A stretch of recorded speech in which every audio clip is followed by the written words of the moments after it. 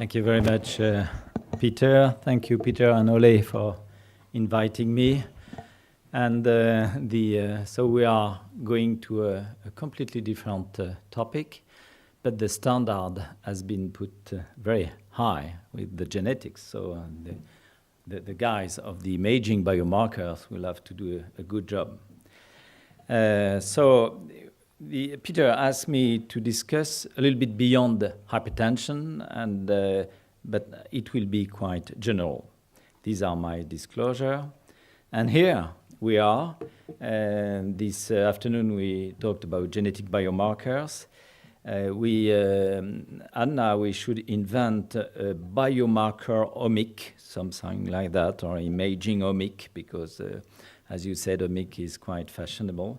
But here, with imaging biomarkers, we are between subclinical disease and cardiovascular disease. So we are a little bit downstream.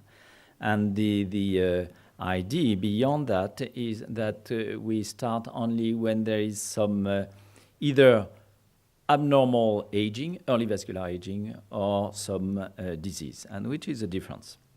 So I selected two phenotypes. The first is one for atherosclerosis, carotid wall thickening and plaque. As you know, they are developed from the intima layer, and the carotid intima media thickness is measured from the carotid far wall with various types of detection system. And the carotid plaque has been defined according to the Mannheim consensus as either an intima media thickness higher or between 1.3 and 1.5, or a focal increase compared to surrounding IMT. I will discuss very briefly methodology, but here you see this is the first reference intervals value for carotid IMT measured with echo-tracking. Echo-tracking means a very high level of precision. A pixel is 10 micron, with many studies, quite the most numerous studies on carotid IMT, which were not with echo tracking. The pixel was from at minimum 40 microns up to 150 microns, so a completely different precision, and we will see it probably in the analysis of the results.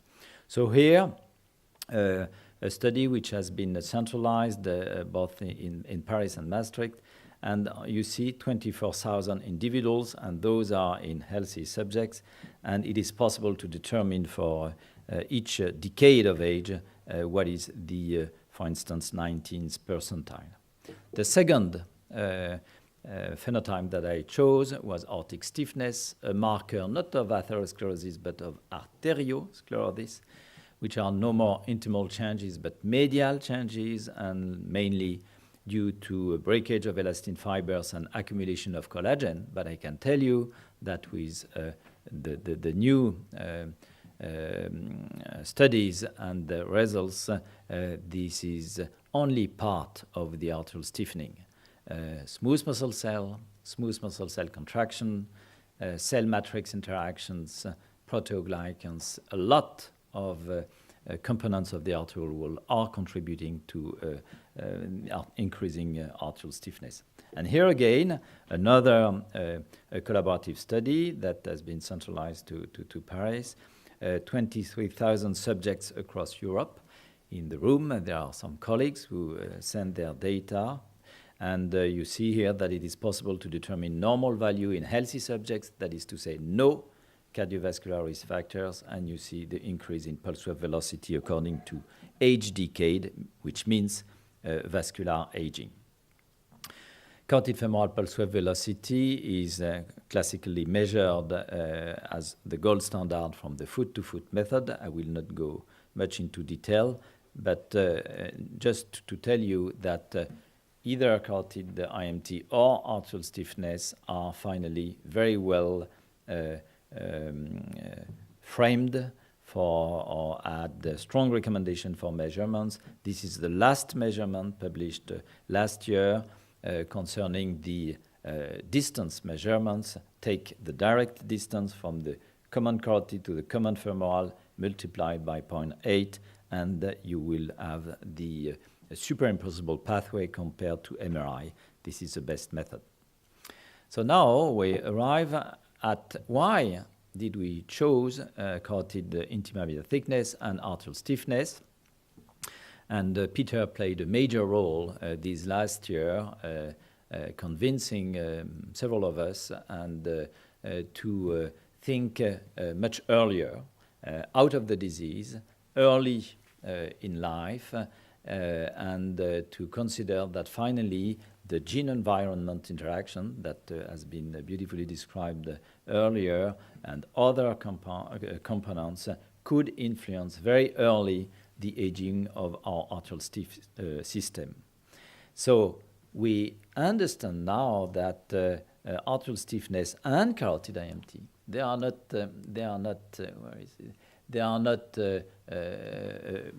particular phenotypes, but they can be considered as true integrators of all damages done to the arterial wall, either from well-identified cardiovascular risk factors, but also from poorly identified, that is to say, inflammation. And we will see later on the role of chronic low-grade inflammation, which may have nothing to do with hypertension.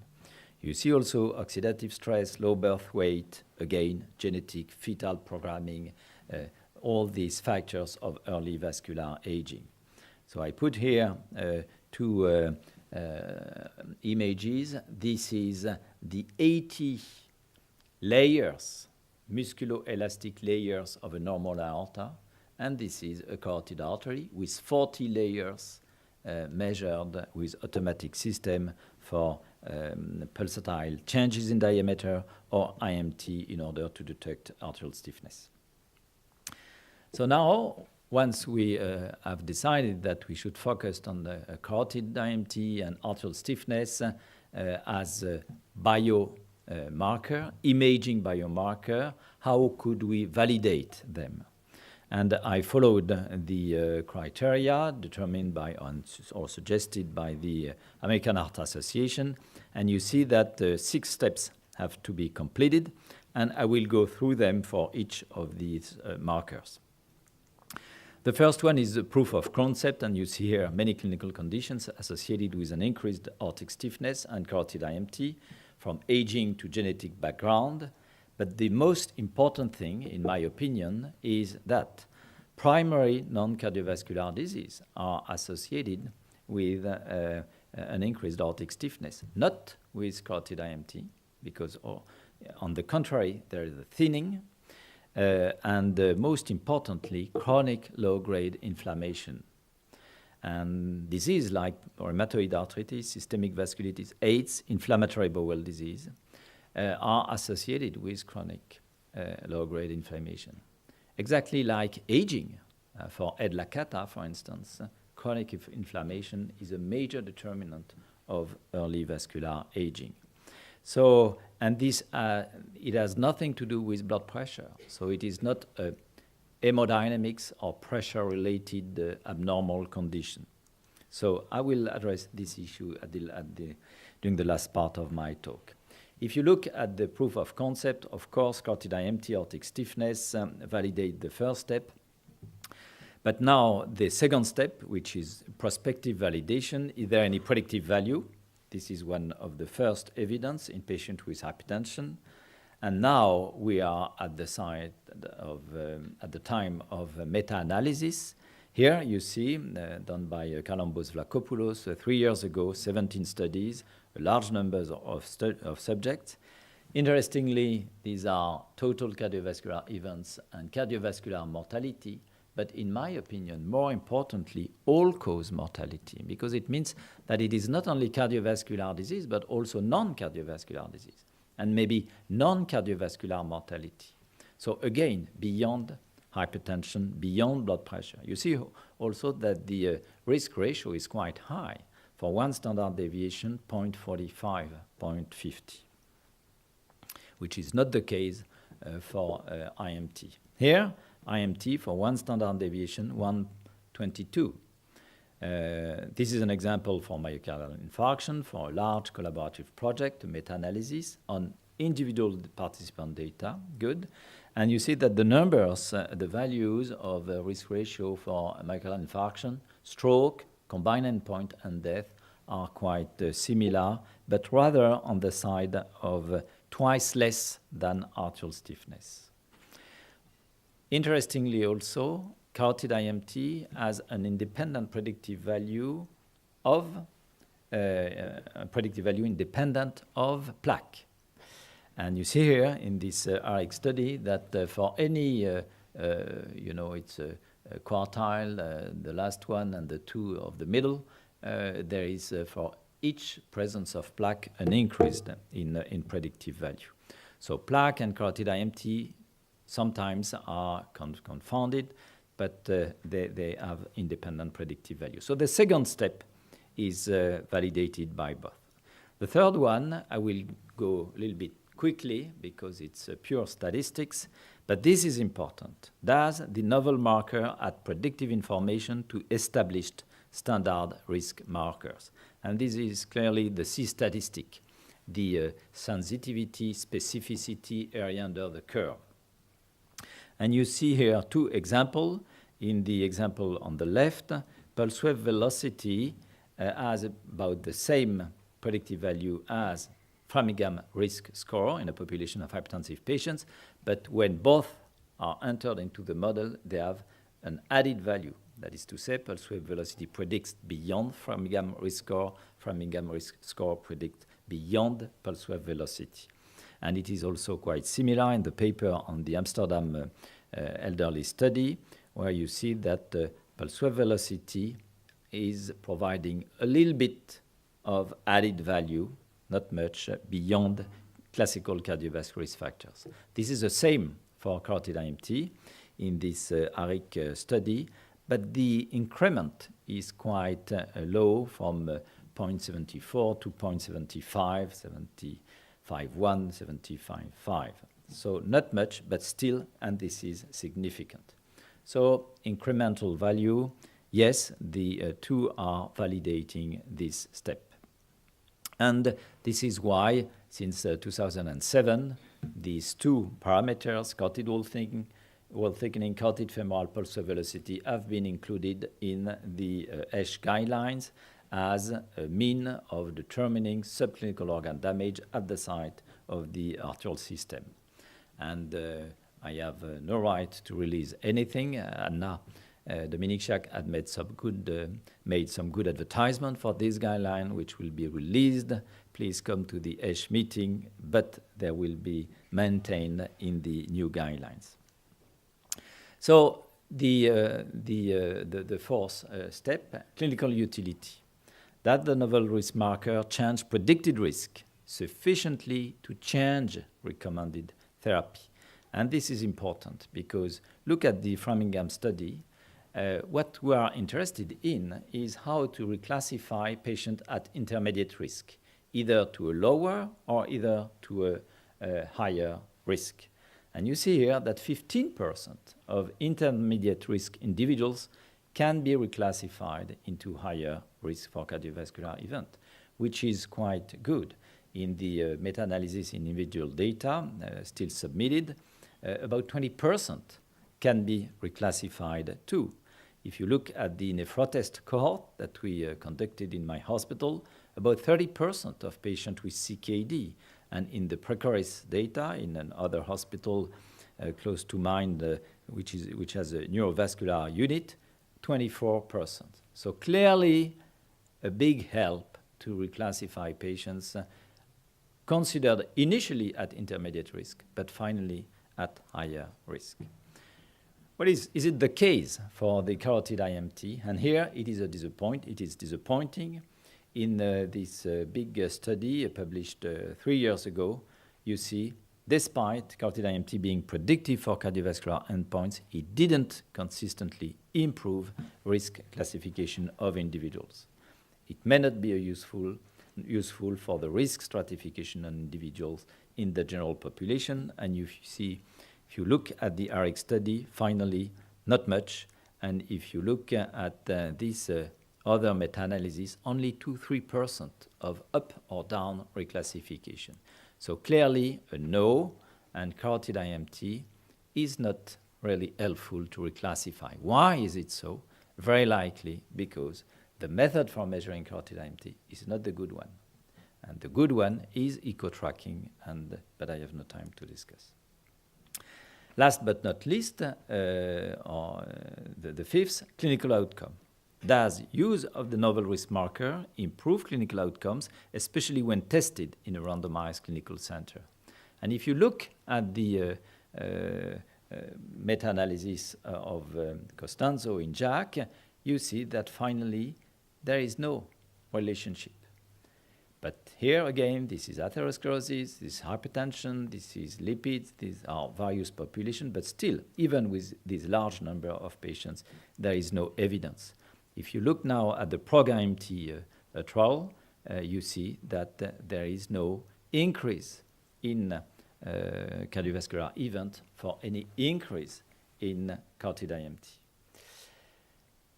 But the problem is that the true way of measuring a parameter and determining if this is a good surrogate endpoint should be to do a clinical outcome study. And this is what is recommended. You see here, you have a study sample, you randomize, one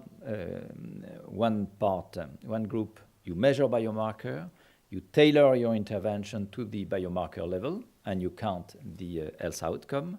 In the other part, you do not measure the biomarker, you use the guidelines, and you see how many cardiovascular events are occurring. And this is the true way to consider that it is a biomarker. So this is what we decided to apply to arterial stiffness. You see here, you measure biomarker, so this is arterial stiffness-driven therapeutic strategy. You do not measure biomarker, so this is the guidelines-driven therapeutic strategy. And then at the end, this is what we are looking for. Is there any difference? Is there any less mortality or cardiovascular events when the therapeutic strategy is tailored to the level of arterial stiffness? And this is what we started in France after 2 years of regulatory process, so long and tedious, that finally it started. And so we plan to include 3,000 patients for 4 years in 2 groups as a probe design with 40 investigation centers. The inclusion criteria are medium to very high risk.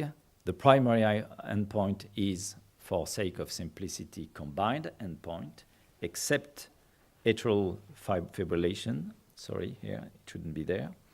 The arterial stiffness-driven therapeutic strategy, this is mostly high recommended dose of ACE inhibitors or ARB or aldosterone blockers or a combination with the calcium channel blockers, and we expect a certain number of cardiovascular events.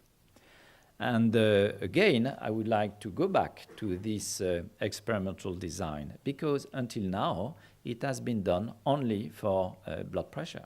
It has not been done for ABPM or for home blood pressure, which are recommended for hypertension. And what about left ventricular mass or renal function? Look at the LIFE and renal or on-target study. This is a very classical design. Treatment A, treatment B, you measure left ventricular mass or albuminuria in both arms, and you conclude left ventricular hypertrophy is a surrogate endpoint for cardiovascular event because in the LIFE study, any regression of 25 grams per square meter translate into a certain percentage of cardiovascular mortality or all-cause mortality. And this is the same in LIFE. Reduction in albuminuria translates to reduction in cardiovascular event. But so this is very encouraging, and this is why left ventricular mass and albuminuria are on the top of the, for one, imaging biomarker, for the other, circulating biomarker, but still the ultimate proof has not been given, and certainly not yet for the carotid IMT. So this is why we think that this part study is an important study. So if you look at that, for carotid IMT for the moment, no, and for aortic stiffness, waiting for the results, and cost effectiveness, certainly we are waiting for these for this data. So, in my opinion, all new drugs should be studied with vascular phenotype, either functional or structural. And Anna Dominic-Schatz said the pipeline is dry, and I'm not sure it is so dry. It has been disappointed. Many development have been stopped, but you see here that there are on that slide, plus that side, 14 novel classes.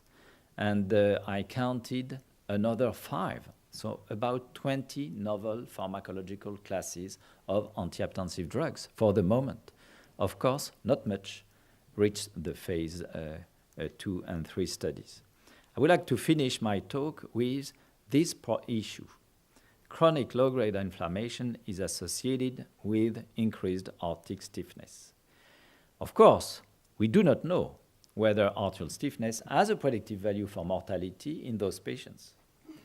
We do not know whether an intervention tailored to reduce atrial stiffness is able to reduce mortality. And what we should do is that type of outcome study.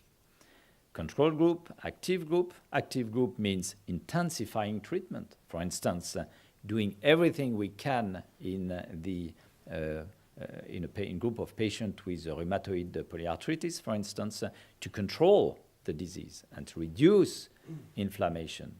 And since Peter asked me to go beyond hypertension, beyond cardiovascular risk factors, I think this is here the general frame of what could be done with these imaging biomarkers. In conclusion, increased aortic stiffness and carotid IMT, which reflect subclinical organ damage, can be considered as imaging biomarkers.